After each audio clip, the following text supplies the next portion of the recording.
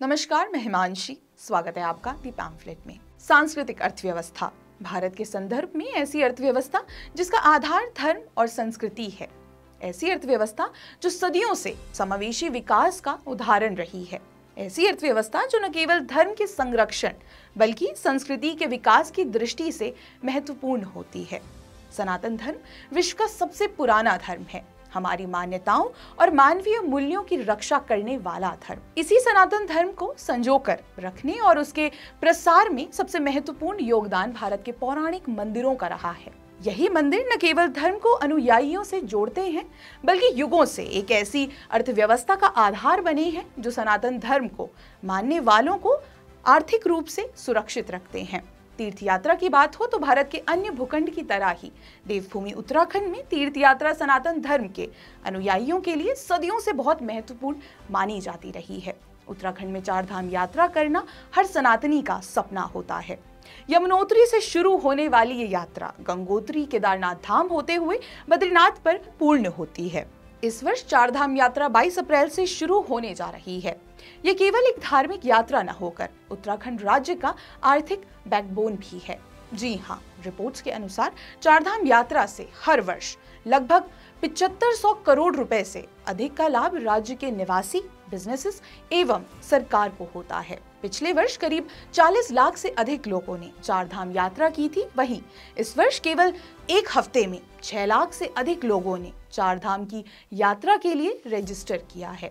लगातार बेहतर होते प्रबंधन के कारण पिछले वर्षों में तीर्थयात्रियों की संख्या लगातार बढ़ी है। इसके पीछे ऑल वेदर रोड कनेक्टिविटी और देश के प्रधानमंत्री का संस्कृति को पुनर्जीवित करने का प्रयास और विजन रहा है। 2013 की केदारनाथ आपदा के बाद केंद्र द्वारा मूलभूत सुविधाओं का समुचित विकास किया गया, मंदिरों का पुनरुद्धार करके उन्हें बेहतर व्यवस्था में पूर्ण किया गया है। कुछ लोगों के मन में प्रश्न आता होगा कि आखिर इतनी लागत के साथ मंदिरों का कायापलट क्यों किया जा रहा है। देखा जाए तो यहाँ बात केवल धर्म की नहीं बल्कि सांस्कृतिक अर्थव्यवस्था की है। तीर्थ यात्रा से जुड़ी हर आवश्यकता की पूर्ति से स्थानीय अर्थव्यवस्था को बूस्ट मिलता है।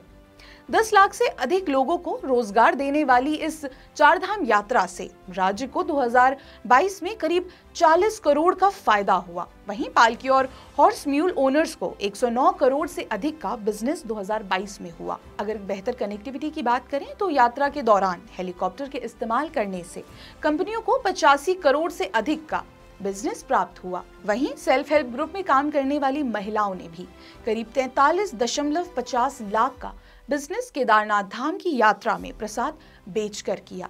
इस बार भी उत्तराखंड सरकार का पूर्ण विश्वास है ये यात्रा हर रिकॉर्ड ब्रेक करेगी। पर क्या भारत में कल्चरल इकोनॉमी का स्रोत केवल 4 धाम यात्रा है?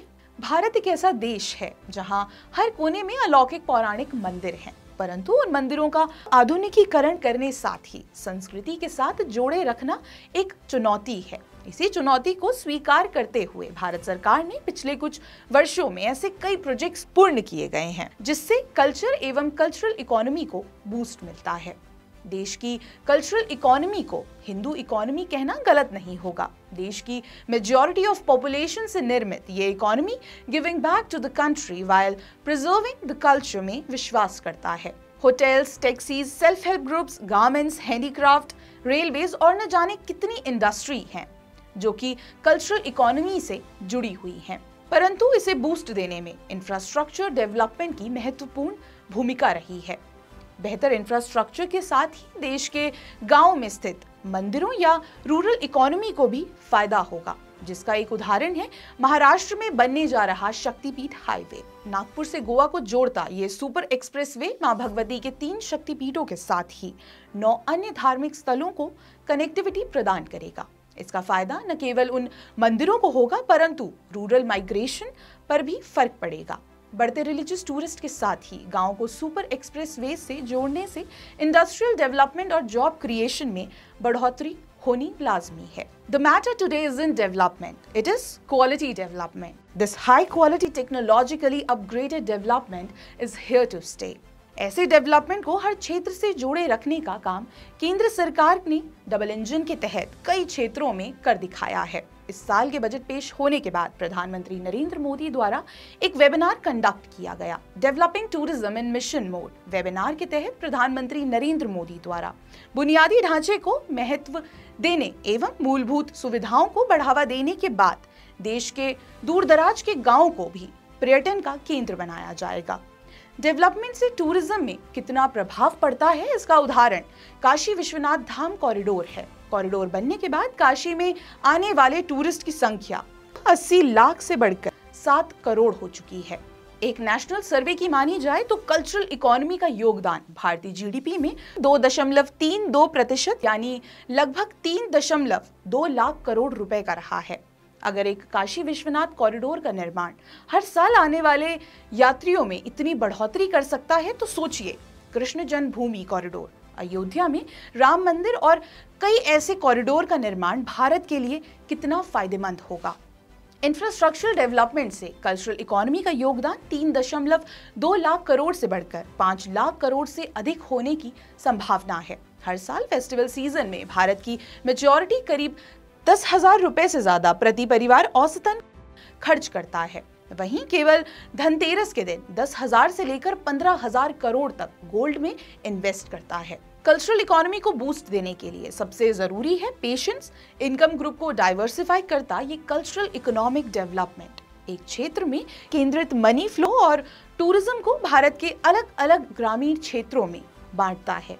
यह एक ऐसी इकोनॉमी है जो भारतीय संस्कृति को जोड़ते हुए ग्रामीण विकास और पलायन जैसी समस्याओं से भी निजात देता है। लाखों करोड़ों रुपए की वैल्यू वाली ये अर्थव्यवस्था केवल इकोनॉमिक डेवलपमेंट का प्रतीक न होकर भारत की सोची समझी और टाइम स्टेटेड अनूठी संस्कृति का प्रतीक है।